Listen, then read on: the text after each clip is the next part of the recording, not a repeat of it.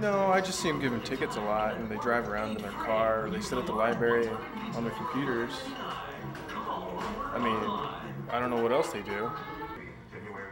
Um, I think public safety is pretty much useless. I think we should be allowed to park where we want, because I think it's absolutely pointless. We have to park all the way down at the gym, walk all the way up here for no exact reason when there's plenty of parking spaces right over here in the side parking lot. So I think public safety and this whole giving tickets thing is a bunch of dumb stuff. I really don't know what they do.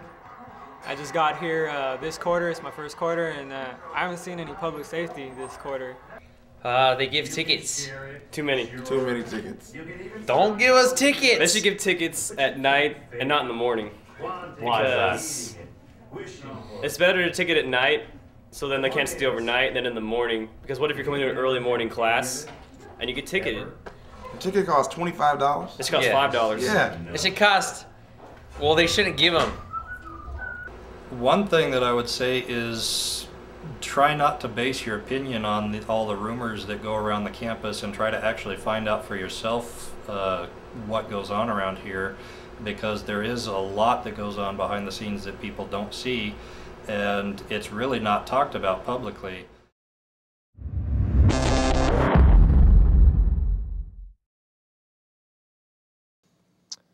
Hello everybody, welcome to another episode of PUC Cast.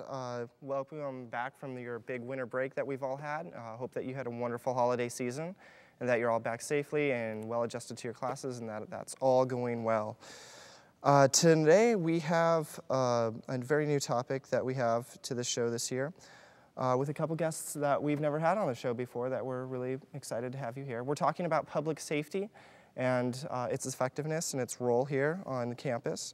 And with me tonight, I have Dean Kurtz, who actually has several years of experience with this type of stuff. And then we also have Matthew Garcia from Public Safety here to talk with us. We were trying to have Derek Sloan, our SA president, for some student representation on the show, but he didn't show up, so we're gonna have to move ahead without him. So basically, we have three different genres of emails that we got when we sent out the call for questions regarding public safety. And the first couple that we got kind of deal with the role of public safety. So let's get right into it. The first one says, I'm a new student here at PUC, and all I hear is that public safety does is write tickets and tow cars. Now, I know that there's more to public safety than this, but I don't know what. What is public safety's role on campus here, besides writing tickets? So this probably could be really well fielded by you. Sure.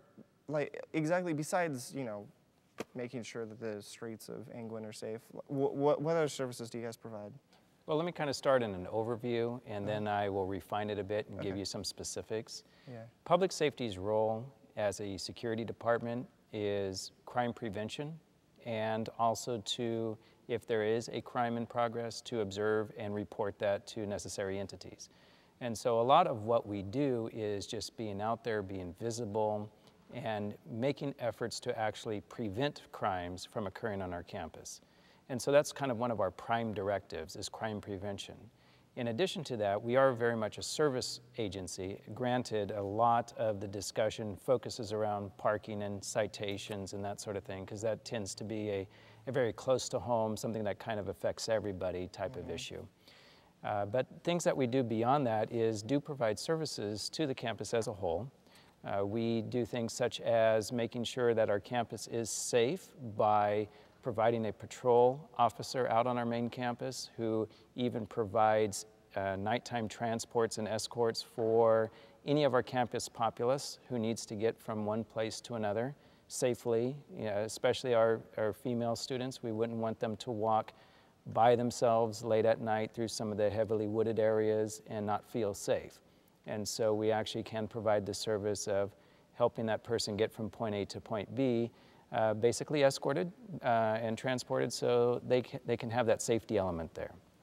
We also do provide vehicle-oriented services, such as if a battery jump, people's batteries go dead, we assist that with a lot.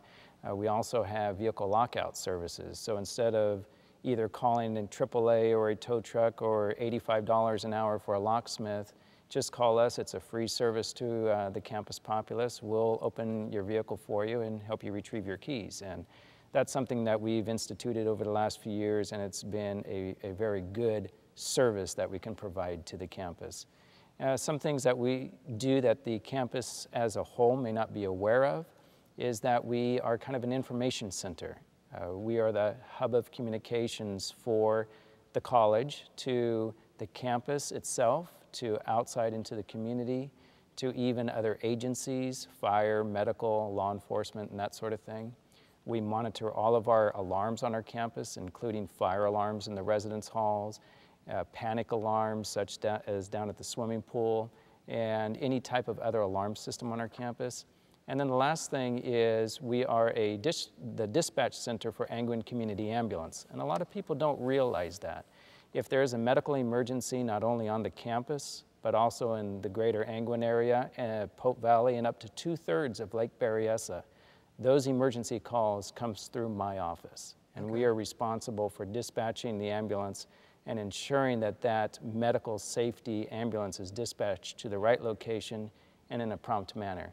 And all that comes through my office. Okay.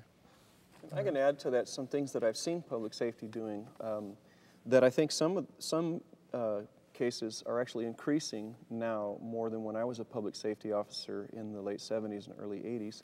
There's an increasing burden on law enforcement on campuses to comply with various government reporting burdens. And I know your department spends a great amount of time providing information whenever anything happens, whether it's degree of exposure or it's actual crimes that occur. There's certain categories of crimes that require some extensive reporting. And in order for the school to stay compliant with federal and state laws, then the Public Safety Administration has to increasingly report some very specific things. Absolutely. And I see also that there's hazardous circumstances that if anybody would listen to public safety's frequency, they would frequently hear the officers calling and reporting areas that need attention immediately, equipment that could hurt somebody if it's not discovered, areas where power is down or water is flowing over the road, or any number of things in the nighttime. All right. And kind of touching on that with the next email that came is, what kind of role does public safety have with law enforcement? Say if someone in the dorm was caught with drugs, etc., you know, how is PS involved? And like what I've been hearing a lot is a lot of prevention and reporting, but say if a crime is actually taking place, or a crime has taken place besides reporting, is there anything that PS can do?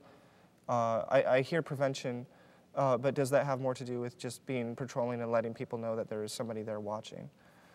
In those cases. Did you want to go ahead? Yeah, most of what law enforcement does, whether it was here or it was in the sheriff's department where I was working, when something is occurring, it is almost never law enforcement that sees it occurring.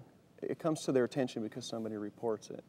By the time law enforcement get to most events, the people responsible have stopped what they were doing, or they stop as soon as you get there. That degree of accountability, 90% or more of the time, is adequate to make the thing stop.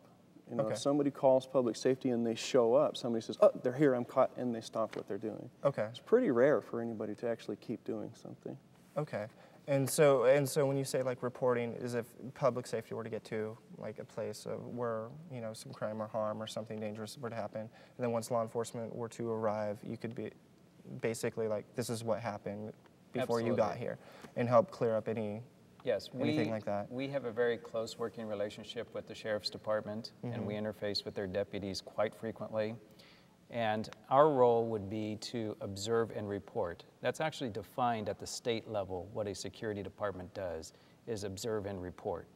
And so our role is to, if we see something happening, if we know something's happening that's been observed, we now report that into the appropriate authorities and continue that observing and reporting. And then at such time that law enforcement arrives, all information that we have is passed over to them, and then they continue from that point forward.